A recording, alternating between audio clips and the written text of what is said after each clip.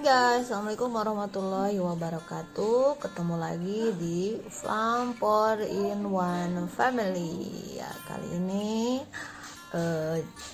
agendanya adalah review atau bedah buku ya guys. Kali ini aku mau mereview buku berjudul Aku Disleksia. Buku biru-biru ini loh. Buku ini ditulis oleh Diba Tesi Zalziati ya, ini nama sebenarnya ya, jadi bukan nama pen. Jumlah halamannya 188 halaman dengan hak cipta 2019, editor Arya PU, setting Krisnawan, desain Koper Perianugroho P, dan korektor Stefani. Buku ini diterbitkan tadi ya tahun 2019 oleh penerbit Andi Yogyakarta, percetakan Andi Offset. Oke, kita review ya sedikit tentang isinya. Jadi seperti halnya dari judulnya kita tahu kalau buku ini memang menceritakan seorang disleksi. Hanya yang spesial dari buku ini adalah ini adalah kisah nyata dari penulisnya. Itu berarti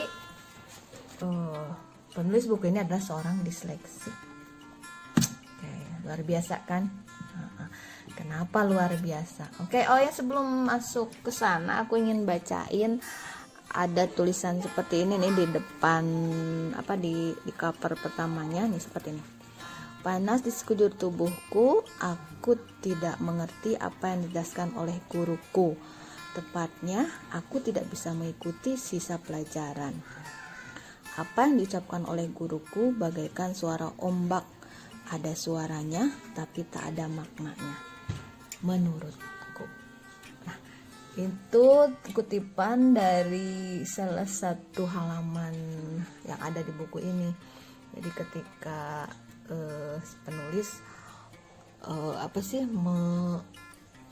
menyimak apa yang disampaikan gurunya, ternyata dia tidak mengerti. Jadi ucapan barusan adalah kutipan dia, ucapan batinnya ketika dia mendengarkan penjelasan gurunya di kelas. Nah, ini gambaran bahwa seorang disleksi ketika seseorang berbicara, dia kesulitan untuk mencerna apa yang disampaikan orang yang dia ajak bicara.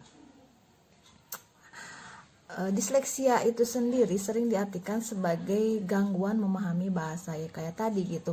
Ketika orang ngomong seolah-olah dia tidak mengerti, padahal sebetulnya dia mengerti, dia bisa saja mengerti apa yang disampaikan oleh orang yang diajak ngobrolnya, dan dia ingin menanggapi apa yang dibicarakan, hanya apa yang dia pikirkan tidak sesuai dengan yang ia ucapkan gitu. Jadi terkadang orang menganggap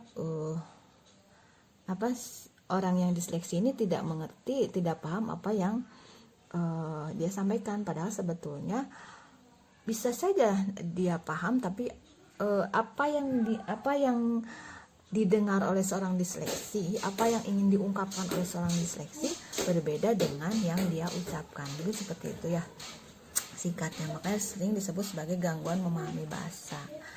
Makanya sangat luar biasa ketika seorang disleksi mampu membuat satu buku seperti ini gitu. Dan ternyata ketika dibaca isinya, memang menjadi seorang penulis itu adalah cita-cita dari Mbak Diba ini gitu ya. Jadi penulis ini memang punya cita-cita dari kecil sebagai seorang penulis.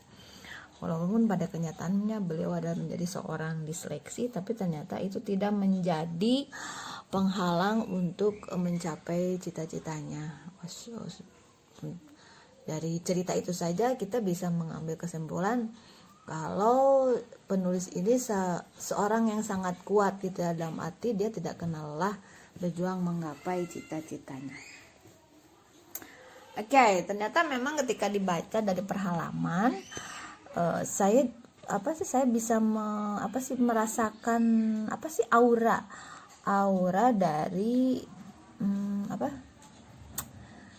dari merasakan suasana yang penuh semangat perjuangan dari penulis ini ketika dia bersahabat dalam tanda kutip dengan disleksianya. Oke. Di sini juga ada beberapa bab di novelnya ada beberapa bab, mulai dari pengenalan, mengenal masa kecil, masa sekolah, masa SMA, terus ketika kuliah, bahkan sampai ketika dia dalam di masa-masa mencari pekerjaan, pindah pekerjaan, sampai dia menjadi seorang istri dan ibu rumah tangga. Jadi di buku ini mulai dari SD gitu ya sampai belum berkeluarga diceritakan. Nah, mungkin sekilas aku sampaikan ya. Jadi pada awalnya ketika masa kanak-kanak dan remaja, penulis buku ini artinya si tokoh utama atau kita sebut Mbak Diba aja ya. Mbak Diba ini merasa kesulitan terutama dalam berteman karena ya tadi diceritakan bahwa seorang disleksi sering terjadi miskomunikasi gitu antara dia dengan yang diajak bicara gitu ya. Tapi dengan seiring waktu dia tumbuh dewasa, dia jadi lebih bisa menerima keadaannya, selalu ikhlas menerima disleksia sebagai bagian dari dirinya. Terakhir ketika dia sudah berkeluarga pun dia bertemu dengan sosok pendamping hidup yang selalu setia mendampingi, bahkan ketika Mbak Diba ini dalam keadaan merasa rendah diri, terpuruk, jatuh, suaminya inilah yang selalu mensupport gitu ya, sehingga memang menjadi maksudnya teh pemotivasi juga gitu ya, suami jadi selalu mendukung dia untuk menerima keadaan dirinya dan mensupport Mbak Diba untuk selalu bangun, bangkit dan selalu sukses gitu ya. Oke, yang menarik dari buku ini pun saya menemukan di bab ini ya yang paling tertarik gitu ya. Di bab ketika Mbak Diba mencari pindah-pindah pekerjaan gitu, mulai dari klinik child grow gitu ya, child grow dimana pernah terjadi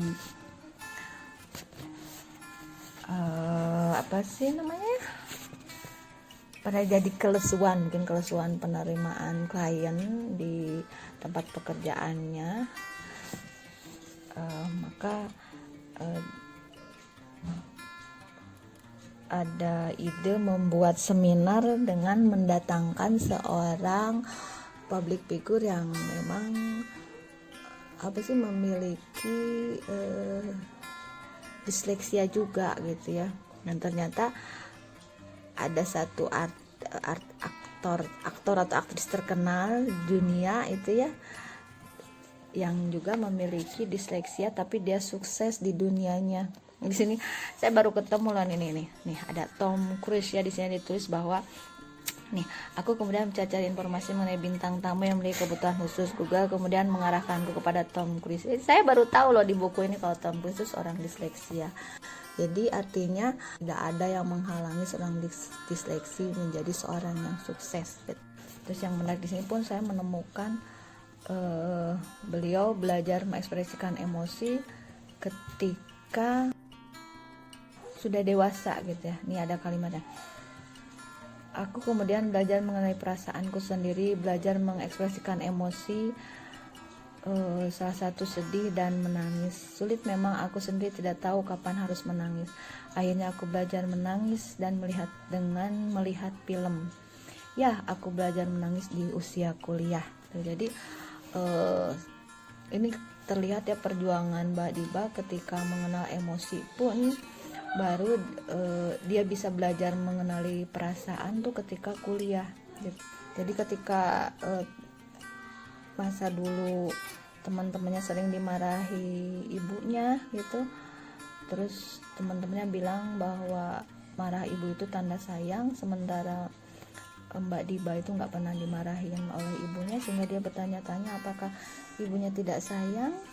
Tapi ternyata jawaban itu terjawab ketika Mbak Diba berusia 30 tahun gitu, ketika mamahnya menceritakan kalau mamahnya itu seorang yatim piatu yang dibesarkan oleh ibu tirinya. Dan semenjak itu mamanya berjanji bahwa dia kalau dia udah punya anak, dia tidak akan memarahi anak-anaknya. Jadi itu alasan mamahnya Mbak Diba tidak pernah memarahi anak-anaknya.